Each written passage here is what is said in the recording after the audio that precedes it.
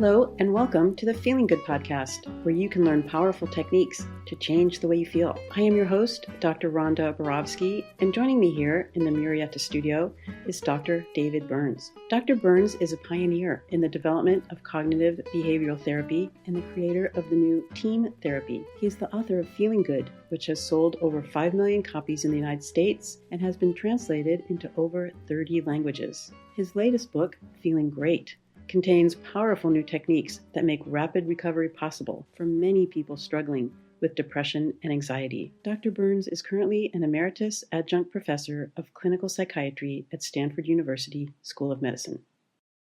Hello, folks. Hello, Rhonda. Hello, Adam. Hello, David. Hello, David, and welcome to all of our listeners around the country, around the world, throughout the galaxy, back in the Bay Area of California. This is episode 448 of the Feeling Good podcast, and today is an Ask David episode. And David, can you summarize it? Yes, Ask Davids are some of my favorite episodes. That's because of my narcissism. It makes me somewhat the center of attention. Although we have a star crew today and we've got awesome questions. For example, let's say you've got a relationship problem, so you're not getting along with someone and you want to get closer to them and you're at odds with each other and it feels terrible. At the same time, you're feeling painful inside, giving yourself negative messages and you feel inadequate. What should you do? That's number one. And number two, Moritz points out that animals don't think in words, but they still have intense emotional reactions like fear and anger when they see a wild animal, like a deer spots a coyote and then it will get terrified and runs away. Well, if thoughts, thoughts and cognitions can cause feelings, wouldn't that prove that you can have direct emotional reactions to terrifying or bad things in the environment? That's a good, damn interesting question. What's the truth? Well, we'll find out. And then Rob asks us, how often should you fill out your own daily mood journal or daily mood log, whatever you call it? And then also ask, do you folks do them yourself? Will you share your own personal examples? You want to find out what happens to us when we're upset, do you? Well, maybe that'll happen. Stay tuned. And then Brittany asked that time-honored question, why won't my husband share his feelings? Or you could say, why can't men express their feelings? Well, today you will find out the 100% answer, and it may surprise and shock you. And finally, two great questions from Mark about one of my favorite topics. Is resentment ever rational? And are perceptions of injustice always present when people feel angry? So let's dive in. All right. And let me start with another endorsement. And this is somebody writing us from Turkey. Again, showing the long reach of the podcast and your work, David. And he wrote, Dear David Burns, I'm writing to you from Turkey, and I just want to say that I truly admire you. Ever since I read your book, Feeling Good, in 2008, many things have changed in my life. Over the years, I have repeatedly benefited from your invaluable knowledge and from the wisdom in your book.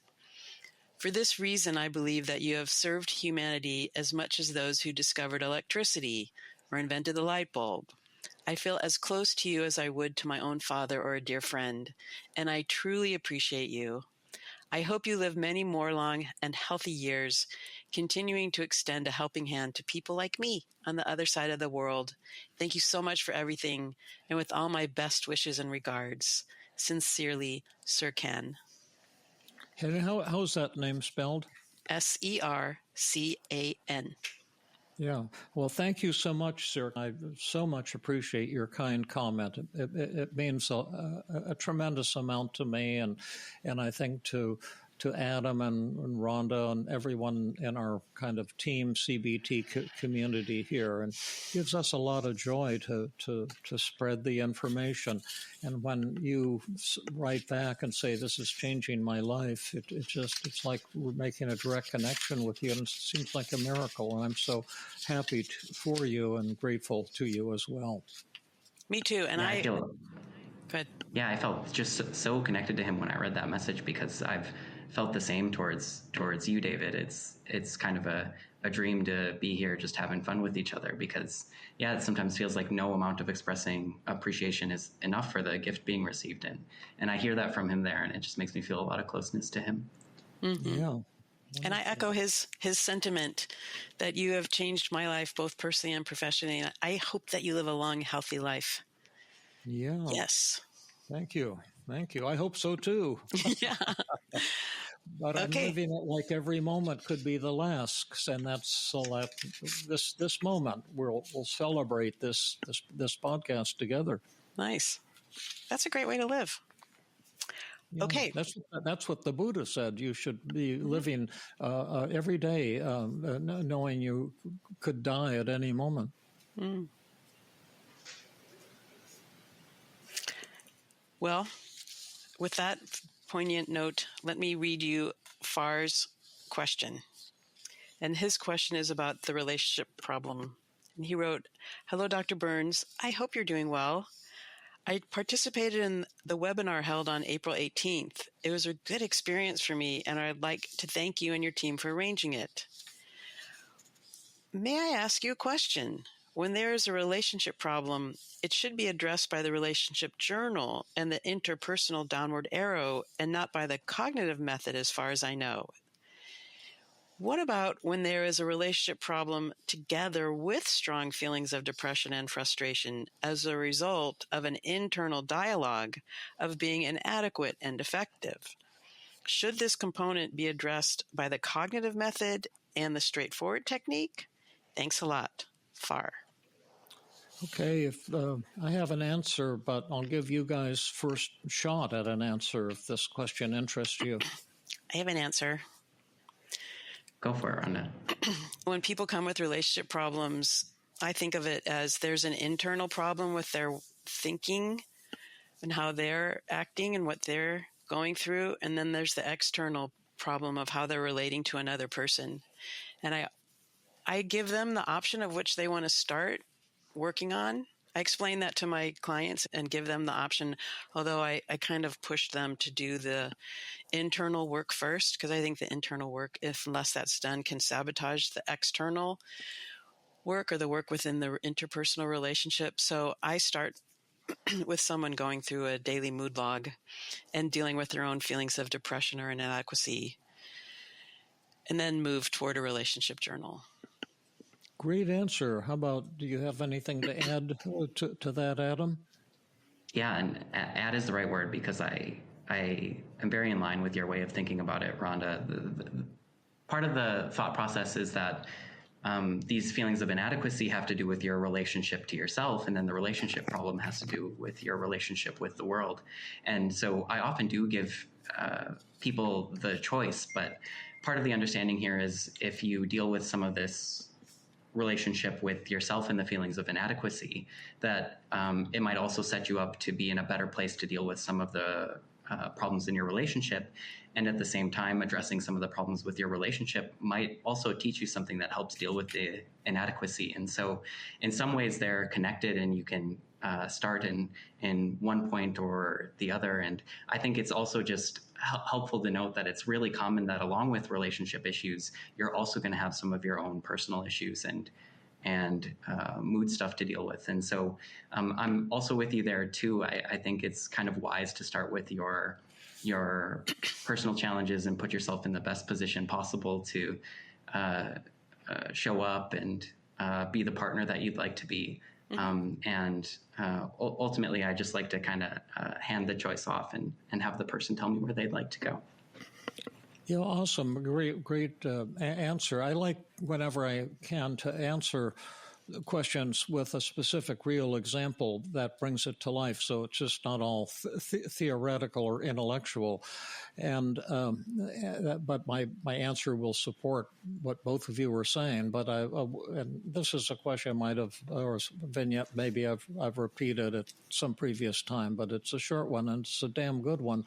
A woman came for treatment for kind of depression, and her problem was that she said her husband couldn't express his feelings, and so they didn't feel close. She said it's like we're roommates, and we get along smoothly, but there's no romance, there's no spark, there's no dynamic. And so I thought, well, why don't we have him join us for some sessions, and we can do some communication training. And if he's having trouble expressing his feelings, we can use the 1-minute drill and a lot of techniques to help both of you communicate better. But and he was very pleased to come in. But I noticed that he didn't have any trouble expressing his feelings. I guess when she said he can't express his feelings, she was thinking maybe in some idyllic way of, some romantic view of a relationship, or people kissing under the moon, sitting on the edge of a lake or something like that. I'm not sure, but he had a lot of feelings to express when given the chance, and a lot of them were negative. That he was hurt and feeling angry about certain things. And I noticed that every time he tried to express his feelings, she would say something like, I know I'm a failure as a wife, and I think I should commit suicide." And whenever she said that, it just had a chilling effect in the session. I felt tense and anxious, and then he would suddenly shut up. And it was clear to me, and we'll come to this in another question on this list of cool questions for today, that when you think that someone else is to blame for your problems in the relationship, it's almost always the case that you're actually the one who's causing the problem. And it can be tremendously painful to look at that and to realize your own role in the problem, and to be humble enough to focus on changing yourself rather than changing your partner. But, she would just break down sobbing, every time he tried to express his feelings. And so I told them, I said, "Margaret, I don't think you're ready for couples therapy." And sadly, you see, it wasn't that he couldn't be intimate or express feelings, that she could not tolerate intimacy or love, because at least in the sense of people being real with their positive and negative feelings. And so I offered to work with her first with the daily mood log on her own feelings of not being good enough and inadequacy and fear of, being a failure or being criticized or being flawed. And she was a good egg, and she did that, and did a good job of it. And after about 10 weeks of, hour a week in the old-fashioned way of therapy, her depression was gone, and she had a lot more self-confidence. And then I was able to bring them back together and do some of the couples therapy communication training kinds of things that they both did really well on, and ended up feeling much better about their marriage and their relationship. But that illustrates that it's not the events of our lives that upset us. It's not when her husband was expressing anger that upset her. That could never upset her. The only thing can ever upset her is her own inner thoughts, telling herself, "Oh, he's criticizing me. He's angry with me. I must be a failure." as a wife, a failure as a human being, and I should just kill myself. It's a hopeless situation. That was the real thing that was going on in their relationship. And once that was cleared out, that left room for intimacy, would be the simplest way to put it. So far, I thought that was a really great question, and you're quite right.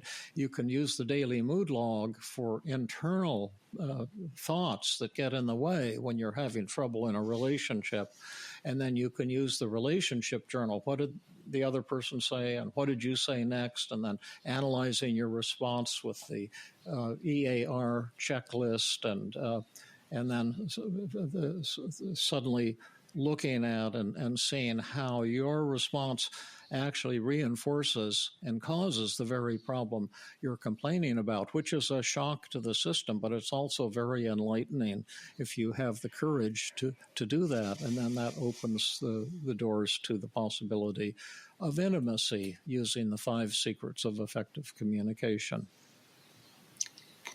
Cool. That was a really great example. I love that. And it does make it more real when you have a real life example. Yeah. I also loved how you talked about, Adam, that one is about your relationship to yourself and one is about your relationship to others. I like that conceptualization. Oh. Yeah, I think too, just in combination with what David said, you can deal with your personal relationship and it will affect your interpersonal relationships, or you can deal with your interpersonal relationships and it will affect your personal relationship. And I think hearing your very specific example, David, it made me think, where am I willing to take the responsibility to change at this moment? And maybe that's where you sort of head, is where you're willing to take the responsibility to do something and let go of blame. And when it comes to yourself, you're going to have to let go of self-blame. And when it comes to other people, you're going to have to let go of blaming them. Mm-hmm. Yeah. And this works with all types of relationships, not just a partnered relationship, but a parent-child or 2 friends, anyone that wants to work on improving their relationship. Absolutely. I love what you guys are saying. What now? Who's this guy, Moritz? So Moritz wrote, "Hi, David. First of all, thank you for the podcast, and in particular for answering my question previously submitted about how you help people with schizophrenia or bipolar disorder. This is a really long question. I just finished listening to episode 430, where you stated that negative thoughts can cause negative emotions. I'm only partly on board with this. But you also hypothesized that probably only negative thoughts cause negative emotions. Am I understanding that correctly? I'm kind of confused about this claim. This is totally not my area of expertise, but I'm under the impression that fear is much older and more primitive than at least conscious thought from an evolutionary point of view. It would seem unlikely that an old evolutionary feature in the brain would only be triggered from a newer feature. My other source of confusion comes from my own comparison with animals. It's my impression that basically all mammals show some kind of fear response, but we don't attribute thoughts to all of them, never mind full-blown, self-reflective, conscious thoughts. So at least in the mammals with simpler brains, it seems likely that fear and other negative emotions could be triggered pretty directly without going through negative thoughts first. And would also be quite surprising if we didn't all contain the same mechanisms, since we share most of our neural architecture with all mammals. Do you think these considerations are valid? And if yes, are they compatible with your approach? After listening to your podcast, my own mental model of negative emotions is something like this. Stimuli can cause negative emotions directly. This happens in all mammals. When the stimuli goes away, negative emotions also ebb and flow and go away after a certain time, unless something keeps them alive. In humans, and likely in at least some mammals, thoughts also can trigger emotions, and so they can disable the natural dampening of negative emotions. The mental model might explain satisfyingly both the evolutionary considerations and explain the data you've gathered from the Feeling Great app. I admit I feel a little bit silly writing you this because you spend so much more mental energy on these topics. So it seems unlikely I have anything to contribute that you and your team didn't think of. Sorry for the long rambling, and I hope you still find something interesting in it, or maybe you can clear up some of my confusion about your model. Best regards, Moritz.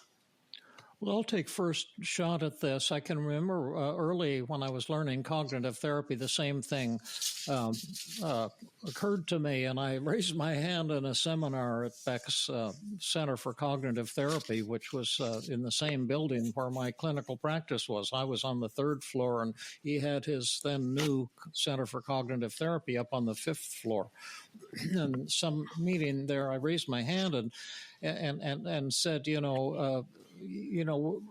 we can get upset without having to put a thought in our mind when something terrible happens. And like, how about animals? A deer sees a coyote, and it suddenly gets terrified and runs, and the deer doesn't put a thought because deer don't think, like humans do.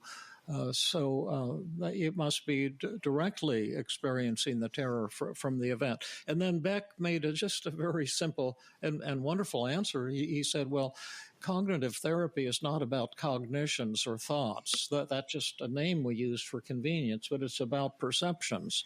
Mm-hmm. And perceptions can take any format. They don't have to be sentences. Sometimes it can just be an image in your mind.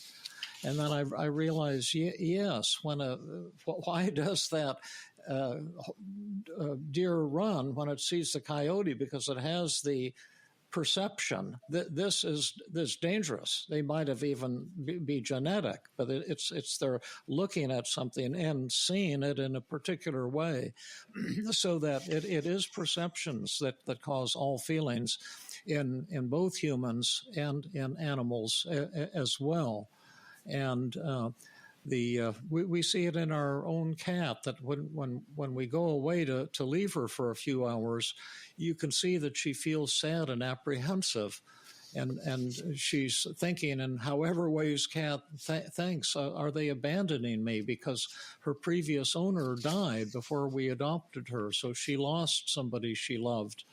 And then when we come back, she jumps up on us and she's filled with joy and she's thinking something along the lines of, wow, they're not abandoning me and they still love me. And she feels tremendous, tremendous joy. So that's my answer to that. I don't think it's silly. People have been arguing about this for at least 1,700 years. Philosophers, scientists, all kinds of people. Do thoughts cause emotions, or do emotions cause thoughts, or do events cause thoughts? And directly, or do you have to interpret something? And we're doing an audio that we might post on our website, the session that I had with Marilyn, who had just received, Marilyn Coffey, the news that she had terminal lung cancer, and she was terrified. She was 100% on every emotion on the daily mood log at the start of the session. She asked for an emergency session because she was understandably blown away. But when we got into looking at her thoughts, it was her thoughts and not the cancer that was upsetting her. She was beating up on herself and saying that she's a failure because she's losing her belief in God. She doesn't know if she's not convinced that there's an afterlife. And so she sees herself as a fail spiritually. And she's telling herself, I've never found a true life partner. And so I'm defective. I'm a failure, and going through other forms of self-criticism. I wasted a lot of time with alcoholism, so I'm a failure. And she was feeling ashamed and all these terrible things. And when we helped her challenge and crush those thoughts, her negative feelings disappeared entirely right within one therapy session. It's understandable to be frightened or sad if you learn you're going to die of cancer. But actually, I can tell all of you who are listening right now, you're going to die too. And I can guarantee it. And how we feel from moment to moment depends on how we're thinking. We all have been given a death sentence. It's just we don't know if it's going to be sooner or later. And to give one more powerful example of this, a lot of people still can't grasp this, and they get very angry when I say that thoughts, perceptions cause feelings, events do not. And it's actually a hopeful message, because then if your circumstances are such that you don't have a lot of money, or you're struggling with a chronic illness or other negatives in your life, you can still change the way you feel when you change the way you think. And that's an uplifting message. But a lot of people, I think they don't want to hear this message, because, sometimes we see things so strongly, we can't tolerate thinking that our ideas might not be true. People say, well, how about when the planes went into the Twin Towers? That was a horrible event. And anyone who saw that on TV is going to feel terrified and frightened and shocked and angry and scared. And it's the event. You don't have to put a thought in your mind. That sounds kind of convincing until you think about it, but it's not true that everyone who saw that on TV had the same feelings. In fact, no two people had the same feelings. Everyone looked at it from a slightly different perspective and had our own unique way of reacting to it. And it wasn't the case that everyone was devastated and terrified by it. Some people who watched that on TV, and I saw them watching TV, became euphoric and celebrated. And who was that? Well, that was Osama bin Laden and his followers. They had planned the event, and they were telling themselves things like, finally, those Americans are getting what they deserve. Thank Allah, thank God, this is a day of great celebration. So I'll kind of stick to my guns on this one. We have been studying that in a study that actually the preliminary report was published a week before last in Psychology Today magazine, the pop version, and we'll be submitting the actual technical scientific version to a scientific journal shortly. It's almost ready for submission, but we think we have the first proof that thoughts actually do cause negative feelings. Yeah. The example of 9/11 made that really clear to me, because if it was the event that caused the suffering, then every single person would be feeling the same who experienced that event. But we have people feeling wildly differently. And when I listen to Maritz's question, I feel just a lot of appreciation for him being such a critical thinker. And I think he's also pointing at why this concept has been so hard for people to grasp, because it is kind of confusing. And the experience that we have is an event happens and then we feel this way. And I think one of the things that's kind of unbelievable about our brains too is how quickly they can interpret events, especially events that seem to be a risk to us. And I have another really specific example that I experienced one day. I was riding my bike to the gym, and I had this thought, like, what if I got hit by a car when I was crossing the street? And I immediately started to feel anxious at the thought of it. And I wasn't in danger. There wasn't a car about to hit me, but I felt anxious because I was thinking about the possibility. And it just so happened that on the way home, after I was done with the gym, I was really tired. I was really exhausted. I was crossing the street on my bike, and I was meant to. The walk signal was on, and it just happened to be the case that a car almost hit me.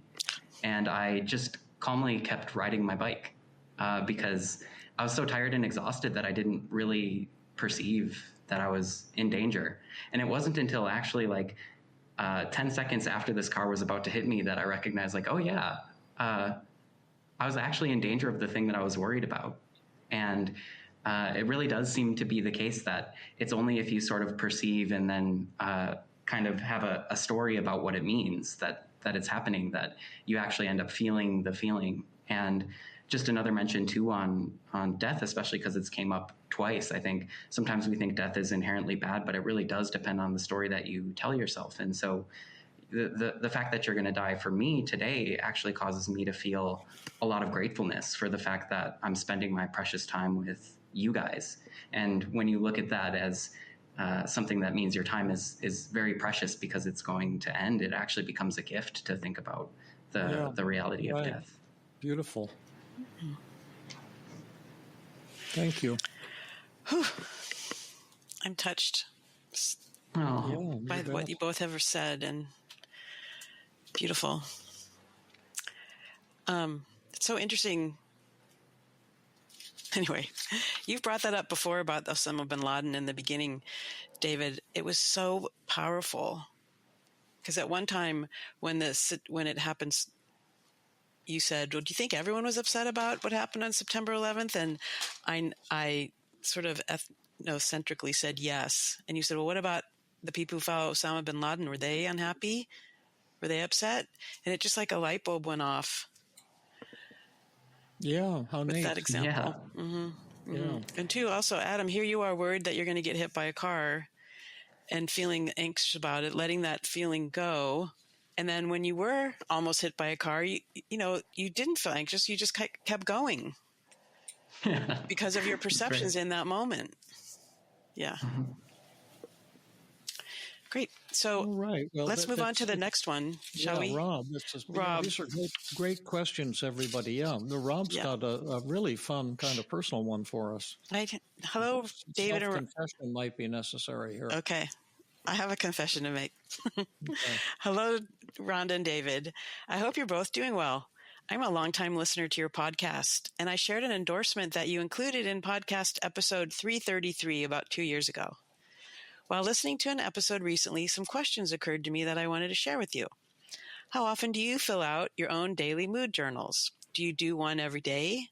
Would you be willing to share recent examples of your own journals with podcast listeners? I can understand how you might not want to do this and certainly respect your right to privacy, but I thought also it might be interesting for listeners to hear. I'd be honored if you'd share your thoughts with me when you have a moment. Rob. Okay, I just filled out a daily mood log on Thursday. Okay, tell us about your daily mood log. Well, I'm working with a colleague on another project who is not a team therapist, and it took her 2 weeks to respond to an email that I sent her asking to schedule a bunch of different times that we were going to meet. And I got upset that it took her 2 weeks to respond to multiple emails. So when she finally responded and we had a phone call, I said, "Oh, it's upsetting that you took 2 weeks to respond to me. And now I'm grateful that you responded. So let's schedule things." And later on, we weren't working very well. And she said, "Well, I need to tell you, we're not working very well because you terrify me." That's what she said. And I said, "I terrify you?" And she said, "Yeah, when you told me that you were angry with me because I didn't respond right away, you were really intense with that.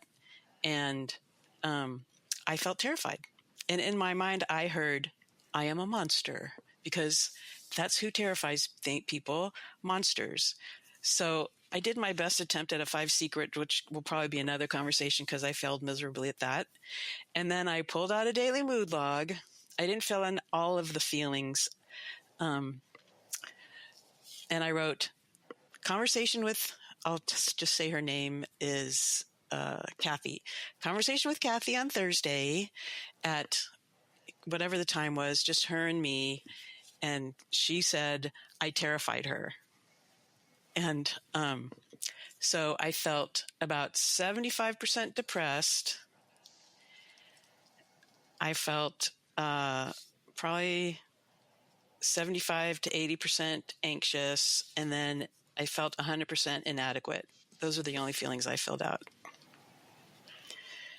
And my first thought was, I'm a monster.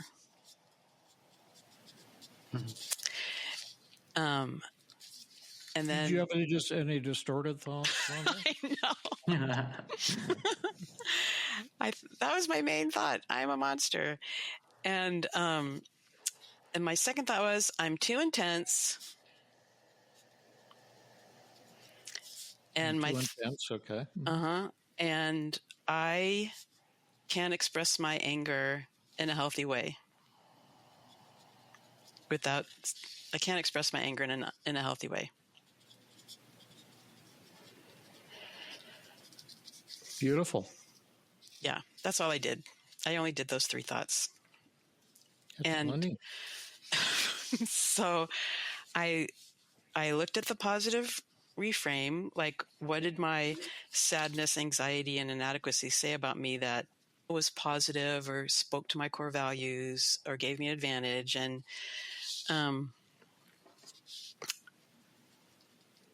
my sadness showed how much I really care about other people and I care about equality in relationships and being kind. And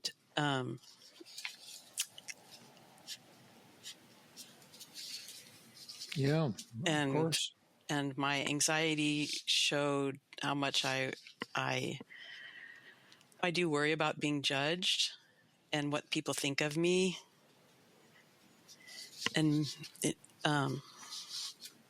and I want to make a good impression, and I want people to like me.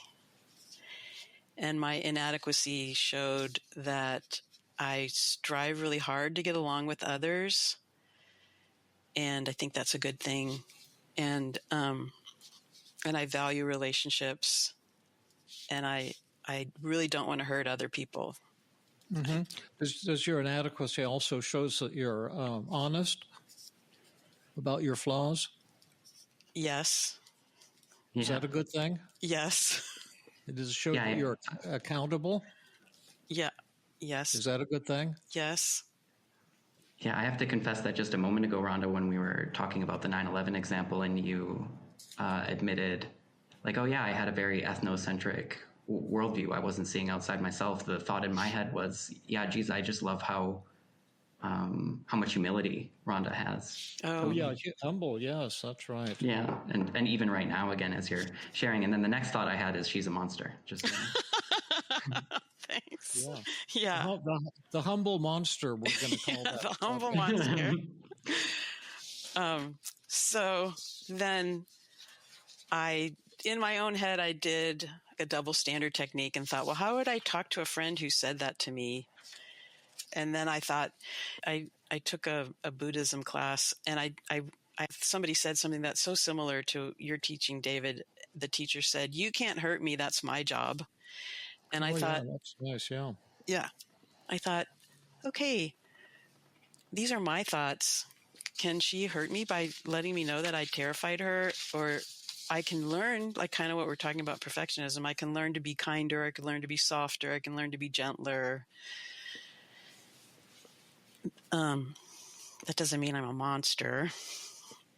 Doesn't mean you're not a monster. Yeah. I'm just teasing you. Yeah. And so I talked to my friend and said, it just doesn't mean you're a monster. It means that you're like really intense, and perhaps she got triggered. Why don't you work on expressing your anger in a gentler way, or maybe taking a pause between when you feel angry and when you express it? That might be helpful, because the Dalai Lama says the antidote to anger is patience, and you weren't being very patient in that moment. And I didn't really feel that good after my attempt at the double standard technique, because I wasn't really that kind to my friend or myself. So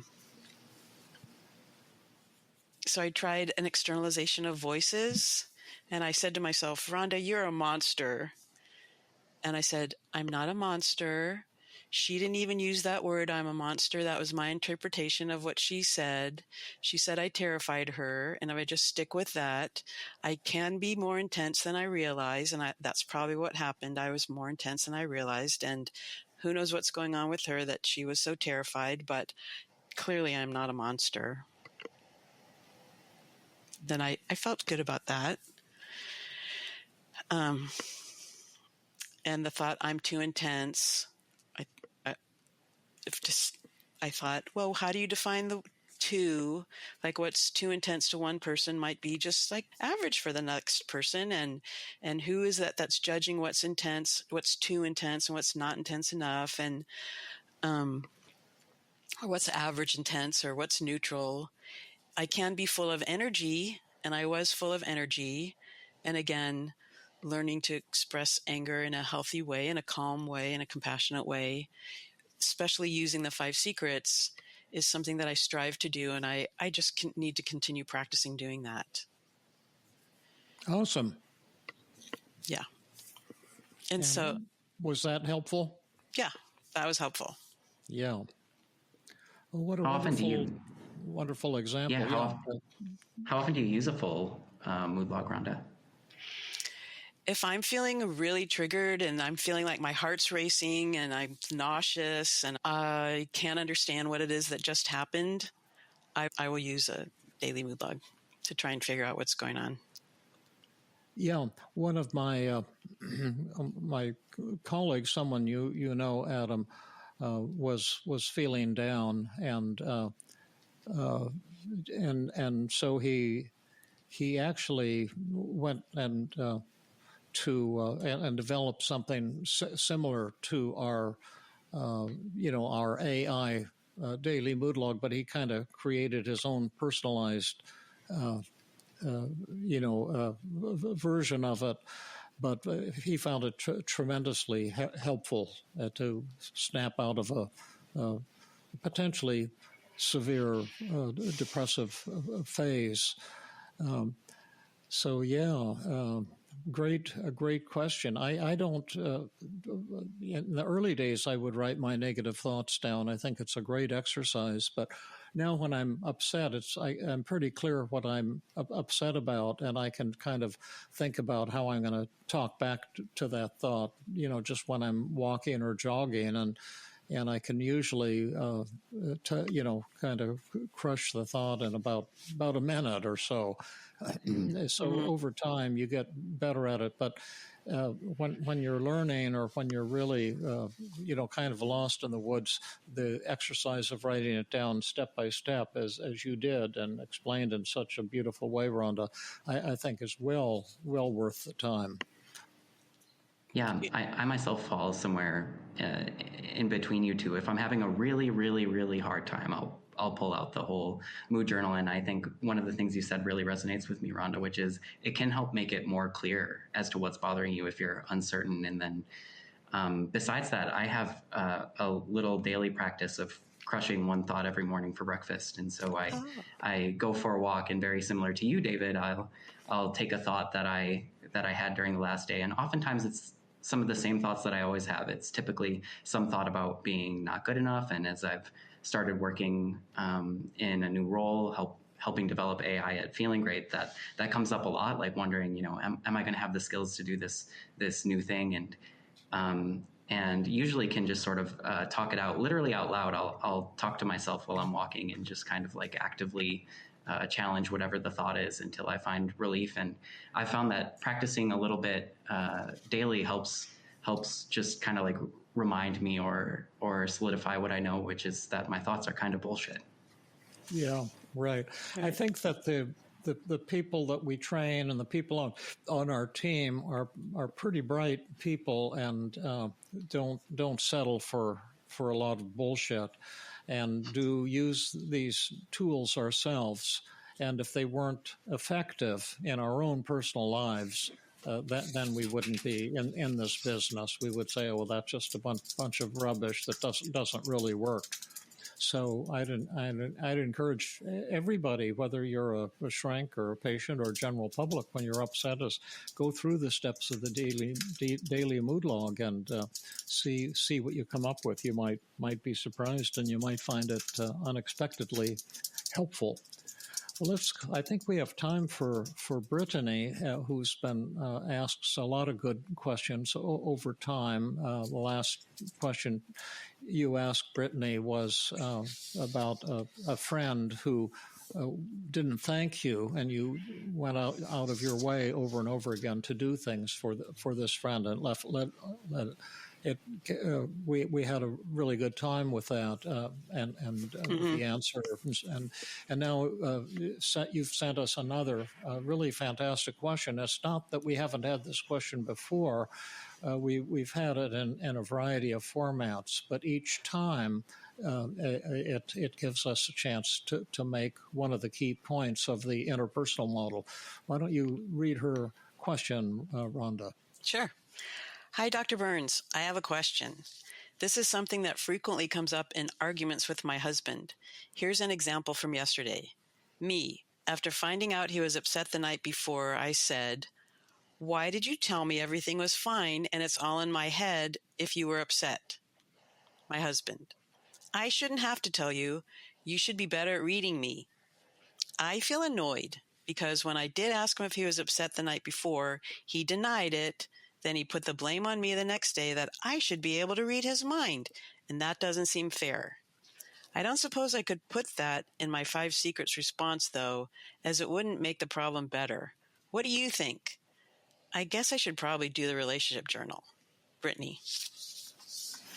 Well, one thing I love about Brittany, she's you're very non-defensive for the most part, Yeah. and you're open to some negative feedback, and I'll give my quick response to Brittany, which she accepted very, very graciously, and then we can expand a little bit because it's such an important question. But she's saying, why doesn't my husband express his feelings? Why didn't he express his feelings yesterday, and took him all until today to tell me he was upset? Well, what I pointed out to Brittany, often we're causing the very problem we're complaining about in our relationships. And I say this over and over, and you might not get it until you see it in your own personal example. And it's not a subtle thing. It's about as subtle as a sledgehammer smashing a glass. And that you see in the morning, your husband, Brittany, attempted to express his feelings to you, and he said, yes, actually, I have been feeling upset. And then what did you do? Did you encourage him and reward him for expressing his feelings? Well, here's what you said, your own quote. Why did you tell me everything was fine last night and it's all in my head if you were upset? Well, it's certainly understandable that you'd be feeling some lingering anger toward your husband. But that question sounds to me like you're blaming your husband and putting him down. Why did you tell me everything was fine and that it's all in my head if you were upset? That's a big should statement. It's a scolding statement. And what I've learned from cats and occasionally from human beings is that when they say something to you and you respond in a powerful scolding way, what impact does this have on them? So he tried to express his feelings, and then you beat up on him. And then your question is, why doesn't he express his feelings? Well, can you see the answer now? Because in the exact example you gave, when he tried to express his feelings, you punished him. Mm-hmm. And that will cause him then to be reluctant to express his feelings. And that might sound harsh, but and I don't mean to put you down, because I have all the respect in the world for you. I admire you tremendously. And it's painful when I have to look at my own role. But if you can see that you're the cause of this problem, and then it shows you have far more power than you're aware of, and you can use that power in a positive way to respond with the 5 secrets, as you've been saying, like maybe using some disarming and some inquiry and some thought empathy and feeling empathy and stroking and I feel statements, so that when he tries to express his feelings, he gets rewarded, and you draw him out to open up even more. So that's about the extent of my message. There's a couple additional thoughts that I could mention, but let's turn it over to our experts, both the woman's point of view, if such exists, and probably doesn't, but and the men's point of view, if it exists, and probably doesn't. But anyway, we'll hear from Rhonda and Adam. Adam, you want to go first? Sure. One of the main thoughts in my head here actually starts off having to do with Brittany, which is when I hear her feeling angry and frustrated over how this went, and especially angry over not getting the direct communication that she was hoping for. I hear someone that cares a lot about their relationship and wants things to go better. And I just love that about her. And then at the same time, what you're saying, David, is a real truth, which is that sometimes our expression of feeling isn't so direct. It's very indirect. And when you understand that, you can see people's behaviors and expression of feeling and be curious and ask more. And in this situation, when I hear some of what Brittany is dealing with, it sounds like the moment her partner came to let her know how he was feeling about the communication that they had, he was kind of rejected for it. That there wasn't the opportunity to hear what he was thinking and feeling. And on that note, too, there's another side of that, which is you were talking about shoulds, David. There's also a should that says that he is supposed to be expressing his feelings and expressing them directly. And in this situation, too, I think a good question to ask, like, why might he not want to express his feelings, or what are some good reasons that he might choose not to express his feelings directly in that moment? And sort of this broader questions of why men don't talk about their feelings. I'm not quite sure whether or not it's like a male-female issue. I think probably if there's a man in your life not expressing his feelings, it might be for some of the same reasons that a lot of people do, which might be a fear of how they're received. It might be not really knowing how to express them directly. And on one note, once again, I'd say I think you've said this, David, that all feelings get expressed. And so part of the magic of really having good relationships is being attuned to how people express their feelings and being curious and compassionate and open enough to ask about them. Mm-hmm. Nice, beautiful. Yeah, before you make your comment, Rhonda, this whole idea that men have trouble expressing their feelings, that statement is only half right. What would be the 100% right point of view? All people have problem expressing their feelings. There you go, Rhonda. I love what you're saying. Yeah. Absolutely. Yeah, because we practice expressing feelings and listening to feelings all the time in our Tuesday groups. We've probably done 1,000 role plays on expressing and listening to feelings in the last 25 years in the Tuesday group. And I've never yet seen a woman who can express her feelings. And I've never yet seen a man who can express his feelings, at least not at the beginning, not until you've had a lot of practice and discipline and learning how to do that, and how to say, I'm feeling really hurt right now. And for a lot of people, that type of open communication is like Greek. It's like something that they've never heard before, and it has to be learned. But share your thinking with us, Rhonda, please.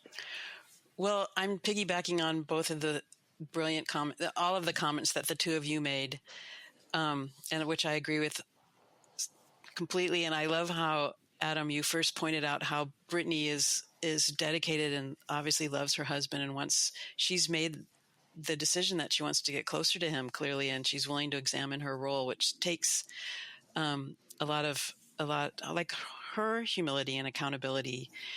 I was focused on two things. I say that to Michael all the time. I don't want to tell you my feelings. I want you to just know what's going on in my head. And I say that to you, and it's funny to hear right now, but I think that, like, you should be able to read my mind after 30 years together. And it's so unfair. And fairness really doesn't have a role when you're working on a relationship, because even though the other person might be doing something you're unhappy with, you're still the person that has to examine your role. And what are you doing to bring that out? Or what are you doing to create the interpersonal dynamics? Or what are you doing to create the problem that you're complaining about? So you really need to take out that word fairness as you're letting go of the blame. Right. Beautiful. Why don't we role play it? Why don't we finish today's podcast on demonstrate, here's how one could use the five secrets, and then we can do a little role reversal back and forth to show how to actually learn these things. And we could try it in dyads, two at a time. And one would be the husband, and one would be Brittany. And Brittany would try to respond with the 5 secrets. So are we starting with the husband saying, I shouldn't have to tell you how I feel, you should be better at reading me? No, Okay. that's not what the husband said, and it's important to notice what the other person said and what you said next. The husband said, in thinking about it, I guess I have been feeling upset. He said that morning, and then she bit his ear off when he said that. Right? Yep. Okay, so Adam, you if you want to be Brittany, Rhonda, then Adam could be the husband. Okay. We were talking yesterday, and I guess I have been feeling upset. Oh yeah. So it took a little time to think about it, but now you're telling me that you have been upset about a relationship, and I'm so happy that you told me. I'm really grateful that you told me, because now we can work on it. And I'm imagining if you're feeling upset, you're also feeling angry about what went on between us. And I'm feeling really sad and disappointed that I've done something to upset you. At the same time, I'm glad you told me. And I'm curious if you could tell me more about what I've done to upset you, because you are literally the most important person in my life. I love you so much. And I'd love to hear what I've done so that we can repair the relationship, so that I can repair the relationship. Okay, now what grade did you give yourself, Rhonda? I would give myself a B+, because at the end when I said about repairing the relationship, I went into problem-solving mode. Maybe I shouldn't have said that. Okay, great. And then what grade did you give it, Adam? I'd give you an A-. I think overall it was very warm. I like that you addressed the possibility of anger, and I'd agree. I think jumping into the problem solving was maybe an area for improvement, and maybe even leaning a little bit further into the fact that I was upset, and with Brittany's situation in particular, really wanting him to share more. The way to send that signal really powerfully is by leaning in and saying, like, I really want to hear you when you're upset. I'd really like to know more. Yeah, right. I thought you both had. I thought you did a great job, Rhonda. I think there is room for fine tuning, and I thought you both gave some really excellent feedback. One thing, when he said that, you said, "Now you're telling me," which he already realized, and then you say, "I'm happy and grateful right now," which was 100% untrue. She wasn't feeling any happiness or gratitude, and so being phony is not a part of the five secrets. This is fine tuning. But then when you said you might be feeling angry, I'm sad. Can you tell me more about that? I love you, and it means a lot to me when you open up like this. So tell me more about what you've been upset about and what's been going on. This might be a little painful or awkward, but I believe this can bring us a lot closer. How was that, Rhonda? Beautiful. Yeah. And let's try a role reversal, Rhonda. Or would you like to just try it again, and Adam can be your husband again? It would be cool to try it again. Yeah. Okay. All right, Rhonda. I guess I didn't say it last night, but I have been really feeling upset. Well, so you're telling me that you have been upset with something I've done or with our relationship, and I'm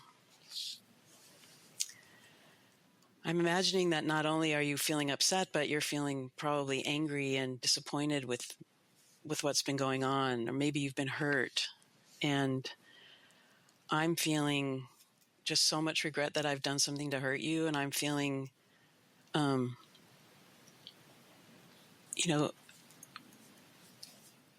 just to tell you how much I love you, and that it means so much to me that you're opening up. This is really what I'm hoping for in our relationship, and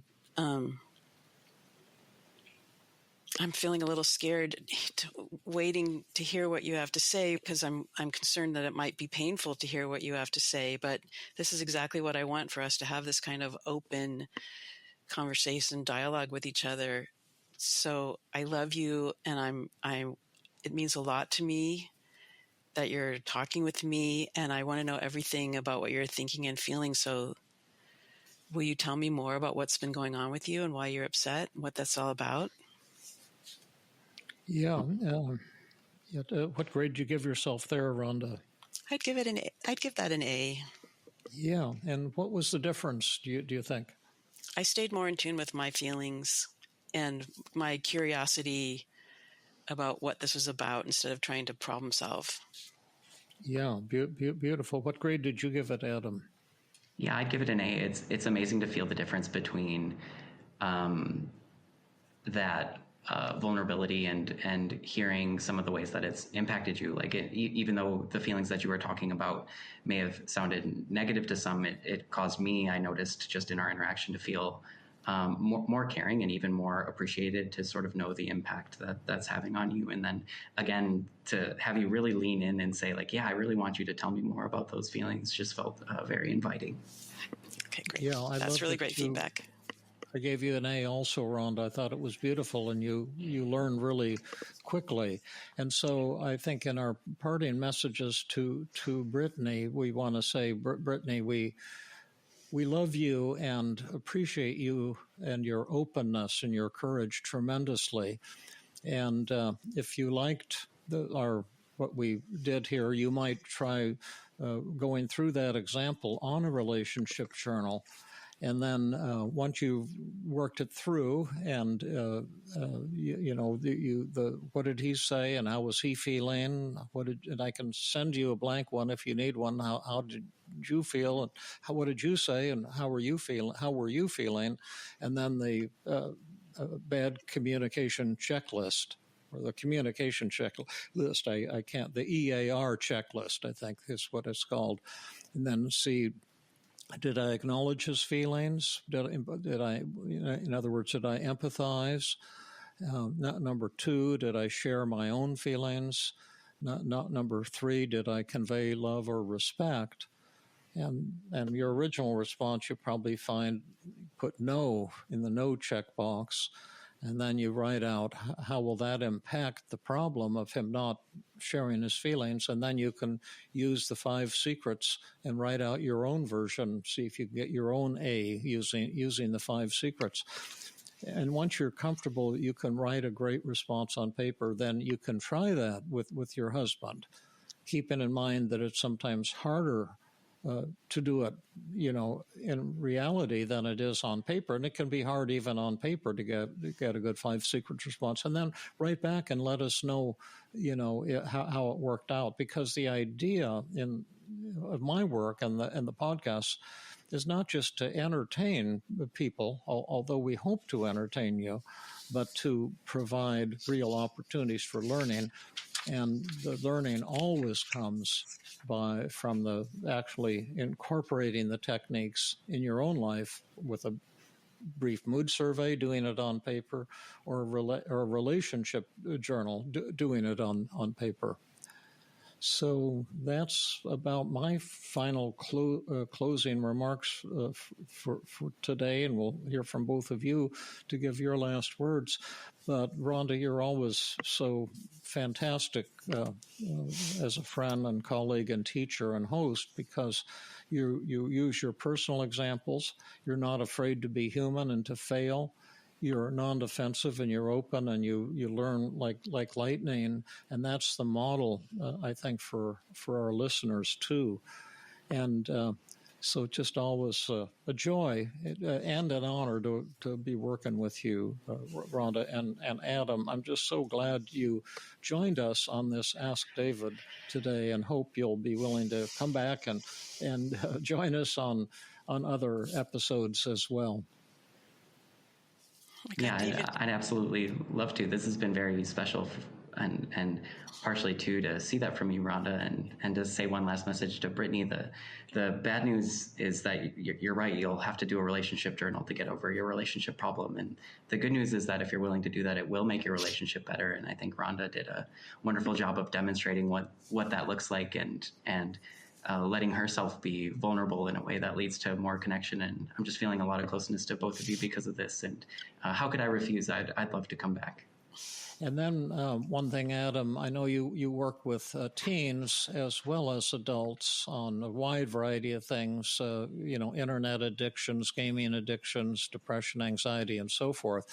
And if somebody should wish to contact you, we'll put the contact in the show notes, but a lot of people don't get or don't read the show notes. So how can you say how they might contact you, the people who are listening right now? For sure. I think honestly the best way to find me, I'm pretty easily Googled, so you can just Google Adam Holman LCSW, and then maybe my new favorite way to find me is actually with Team CBT International, which Rhonda just launched. So if you go to Rhonda's new website, you can also find me there. And that's teamcbt.international. Team CBT, that's TEAMCBT without a dash? Correct. Just teamcbt.international, and international is written out fully. Okay, so teamcbt.international? Correct. Okay, so just put, if you want to get a hold of Adam, go to teamcbt.international. Correct. And we'll put that in the show notes too. Thank you. You know, David, I have to say that I grew up with a really critical father who probably in my life, I don't remember him saying much positive kindness to me. And listening to the kind words that you say to me is really kind of hard for me to take in. And I also want to let you know what an honor and privilege it is for me to be here. And every time I'm on the podcast, I learn. And it's been my honor and my gracious good luck to be in this relationship with you, to have Adam on the podcast, and to learn and grow with you every day. Oh, well, thank you. If you hadn't said that, I would have no idea you'd had those feelings, Rhonda. We'll have to hear more about that one of these podcast days or in between. Okay, till next time, you guys. Okay, till next time, and love all of you. Thank you for listening. We really appreciate you, and keep sending us your questions and personal challenges, and we just love shooting the breeze with you about these things. This has been another episode of the Feeling Good podcast. For more information, visit Dr. Burns' website at feelinggood.com, where you will find the show notes under the podcast page. You will also find archives of previous episodes and many resources for therapists and non-therapists. We welcome your comments and questions. If you want to support the show, please share the podcast with people who might benefit from it. You could also go to iTunes and leave a 5-star rating. I am your host, Rhonda Borowski, the director of the Feeling Great Therapy Center. We hope you enjoyed this episode. I invite you to join us next time for another episode of the Feeling Good podcast.